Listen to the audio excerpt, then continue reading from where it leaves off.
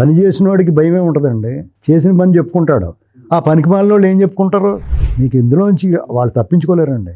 ఈ ప్రభుత్వం విడిచిపెట్టినా కర్మ విడిచిపెట్టదేమని.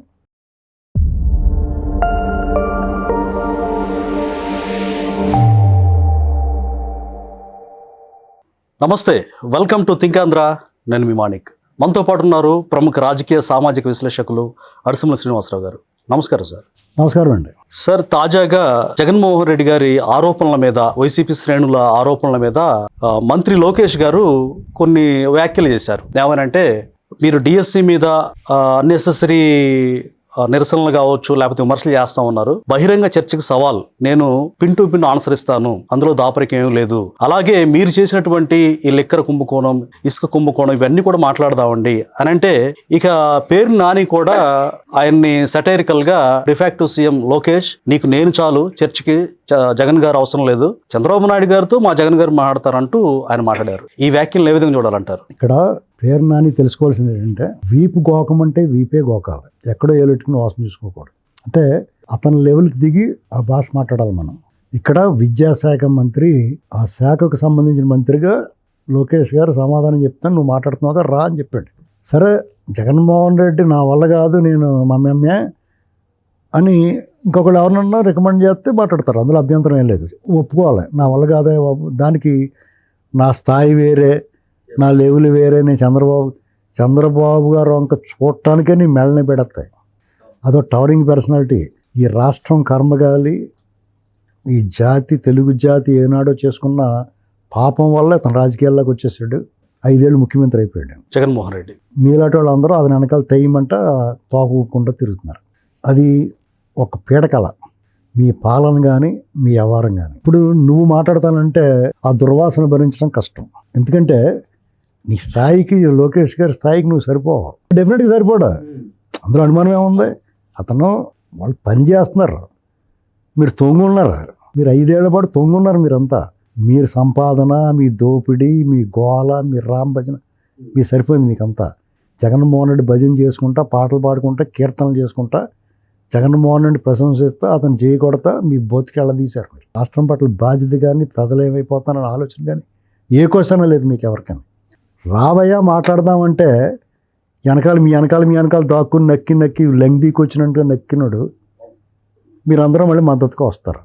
ఏనాడు ఇప్పుడు ఇవాళ మాట్లాడలేదు అతను, ఇవాళ అధికారంలోకి వచ్చిన తర్వాత మాట్లాడలేదు అతను. అధికారంలో రాకముందే అర్నబ్ గోస్వామి డిబేట్లో మాట్లాడదాం అన్నాడు జగన్ నేషనల్ మీడియాతో. వాడు అతను అధికారంలోకి వచ్చాడు కాబట్టి అధికార మదంతోటో లేదా అధికార దర్పంతోటో, అతిశయం, అహంకారంతో మాట్లాడలా. మీరు చంద్రబాబు నాయుడు గారిని వేధిస్తున్నప్పుడు, అక్రమ కేసులు పెట్టి రాష్ట్రాన్ని అల్లకల్లోలం చేసి మాట్లాడిన వాళ్ళు గొంతు నొక్కుతున్నప్పుడు చూసుకుందాం, మాట్లాడదాం, బహిరంగ వేదిక. అతను అడిగాడు అర్నబ్ గోస్వామి, మీ ఇద్దరిని కూర్చోబెట్టి మాట్లాడినా అంటే మాట్లాడుకుందాం అన్నాడు.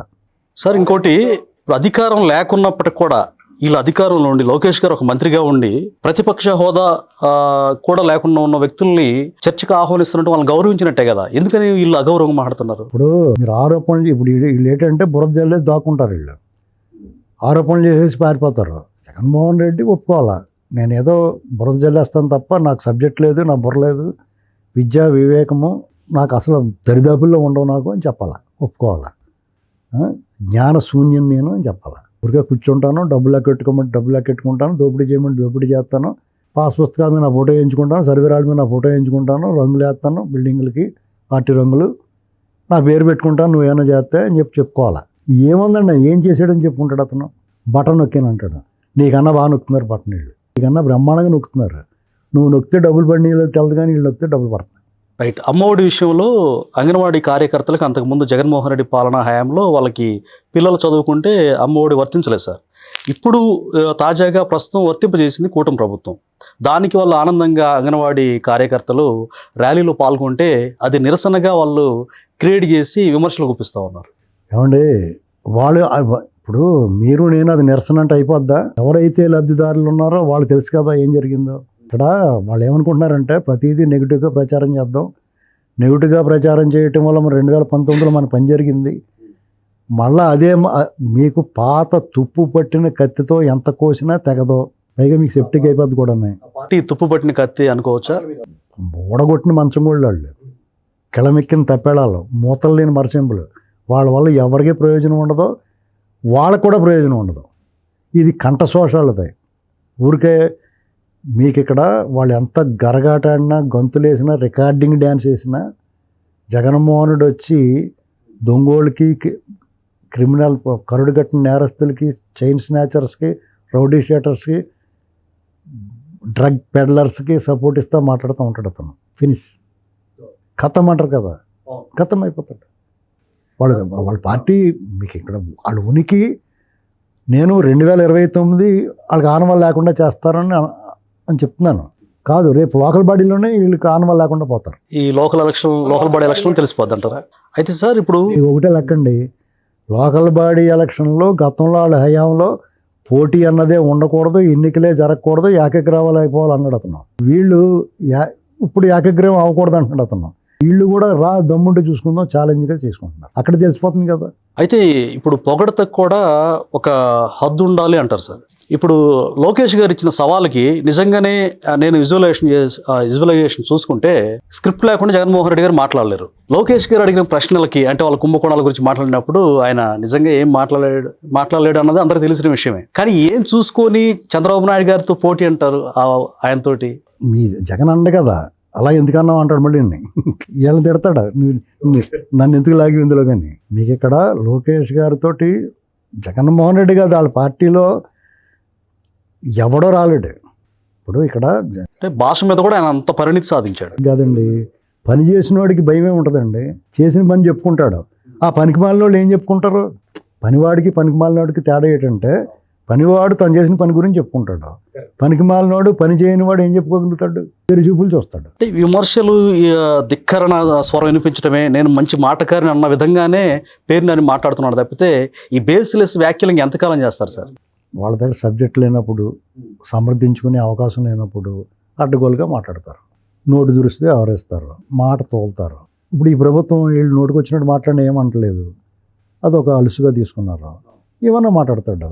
అతను సిగ్గు, శరం, మానవ మర్యాద ఉంటే వాళ్ళ కుటుంబంలో వారిని, మహిళలు కాబట్టి వాళ్ళ మీద మనం వేధించకూడదు, వాళ్ళ మీద వేధించడం వేరు, కేసు పెట్టకూడదని నిజంగా నేరం చేసినా ఆయన కేసు పెట్టించాల. ఆ ఒక్క విశ్వాసం అనేటువంటిది మీకు ఏ కోసాన కనపట్లేదు. డెఫినెట్గా పేరు నాని కూడా జోగి రమేష్లో వెళ్ళి గోతులో పడతాడు, చూసుకోండి. ఫ్యూచర్లో ఎందుకు, వెరీ నీరు సమీప భవిష్యత్తులో. ఎందుకంటే కర్మ అనేటువంటిది మిమ్మల్ని విడిచిపెట్టదు. ఈ ప్రభుత్వం విడిచిపెట్టినా కర్మ విడిచిపెట్టట్లా, ఖచ్చితంగా జరిగి తీరుతుంది, ఖచ్చితంగా జరుగుద్దండి. ఎందుకంటే మీరు ఇన్ని పాపాలు చేసి, మామూలుగా నేరం చేయటం, ఘోరం చేయటం, అవినీతి చేయటం, దోపిడీ చేయటం ఒకటైతే పాపాలు చేశారు మీరు. ఆ పాపాలు చేశారు, శాపాల కింద ఎంటాడితే మిమ్మల్ని ఈ ప్రభుత్వం విడిచిపెట్టినా ఈ విడిచిపెట్టం మిమ్మల్ని. నకిలీ పట్టాలు ఇంకా తేలలేదు సార్. మరి ఏమన్నా సొంతగా ఏమన్నా భూమి కొనిస్తారేమో తెలియదు. మీకు ఈ ప్రభుత్వం వదిలేసిన ఆ నకిలీ పట్టాల దాంట్లో మళ్ళీ వెళ్ళి దూరాలు కొడుకు అరెస్ట్ అయిపోతారు చూడండి, కిట్టు వాళ్ళు. మీకు ఇందులోంచి వాళ్ళు తప్పించుకోలేరండి. ఈ ప్రభుత్వం విడిచిపెట్టినా కర్మ విడిచిపెడతాము, డెఫినెట్గా వెంటాడదు. ఆ నకిలీ పట్టాల కేసు ఒకళ్ళ ఎఫ్ఐఆర్ నోట్ అయింది అనుకోండి, వాళ్ళు పట్టించుకోవట్లేదు అనుకో, గాలికి ఎగిరి ఏ జడ్జి గారి కారుకో అర్థమే పడుతుంది. అది ఏంటి చూడన్నట్టు చూసిన తర్వాత ఇది ఎందుకు వదిలేశారని కూడా కేసు పెడతాడు. కర్మ బిహైండ్ నుండి అలా చేస్తుంది, కర్మ అలా జరుగుద్ది. అది థ్యాంక్ యూ సార్.